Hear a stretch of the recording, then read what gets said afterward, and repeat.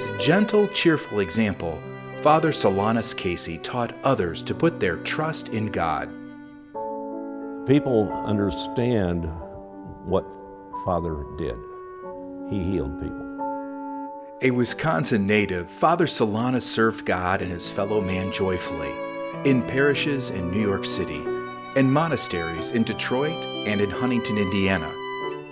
When he was in New York, the people that came wanted to see him. He'd get up every morning and there would be lines of people around the block waiting to come in to see him. He had to leave New York because there was so many and he'd get so tired.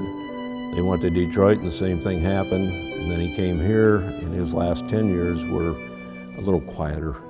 Father Solanus, having lived here for 10 years, brought a lot of people in. The people of Huntington were just so blessed by his arrival here.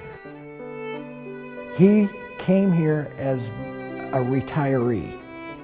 He always enjoyed being with everybody. Father Solanus liked to do things here.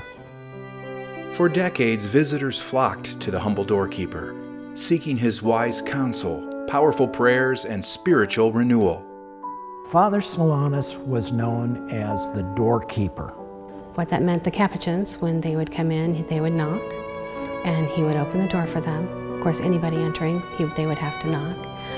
But he also would answer the phones. He was the only one in the group that had a phone in his room. And he spent hours on the telephone with people, talking about, anything that they wanted to pray for. A lot of times he would come down and sit in front of the altar. He would lay down there to pray. And a lot of times he would fall asleep there. Countless people benefited from Father Solanus' spiritual guidance and his gift of physical healing. There was a family. Their child was born with one lung. It had a partial second lung, but it was very small, and it wasn't maturing. And they had x-rays, they had, documentation to show that this was happening. And they were going to go to Mayo. So on their way to Mayo, they stopped here. Father Solanus came by and said, "There's nothing wrong with that boy." They took him back to the doctors, and his lungs were complete, and he lived for a long time after that. Just as Father Solanus had stated, he's a perfect baby. Father Solanus never considered himself a healer. He just wanted to help everyone, and he wanted to pray for them. He was blessed by this miracle that God gave him.